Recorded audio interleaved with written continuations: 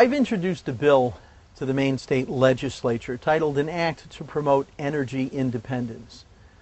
I'm sure you'll agree it is time that we did more than just talk about energy independence. We need to achieve it. And how do we do that? Clearly, we live in a state that has the oldest housing stock in the Union. We live in a state that has the eldest population in the nation. And we have programs. We have the LIHEAP program, the Low Income Heating and Energy Assistance Program. And what that does clearly is just filter money from the tax base through the pockets of the poor and the elderly and into the coffers of the oil industry. That doesn't make sense.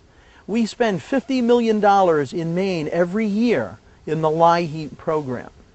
We take $15 million every year from the Efficiency Maine program.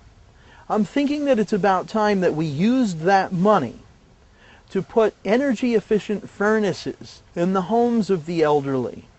We put pellet stoves in the homes of working families who can handle a 40-pound bag of pellets, made here in Maine, by the way. It's an industry that we can grow and create job opportunities for Mainers and make ourselves less foreign oil dependent at the same time. So instead of funding money from the LIHEAP program to the oil industry, instead of taking money from the Efficiency Maine program and giving it back to the utilities, let's be smart with that money. Let's spend it on new furnaces, pellet stoves, replacement windows, and stimulate the economy in a real fashion.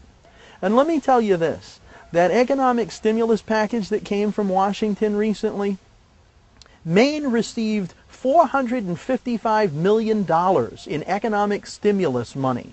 And what were we encouraged to do with that money? To spend it. And where do we spend it? At Walmart. And where does that money go? To China?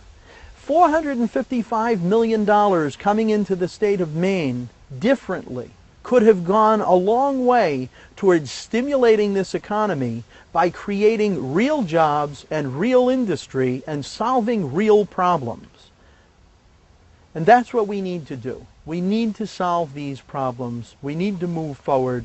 And if you share your ideas with me through an email or a phone call, please know that I'm available and accessible, and we have to talk. It's the only way that your voice is going to be heard in the Senate chamber. Thank you.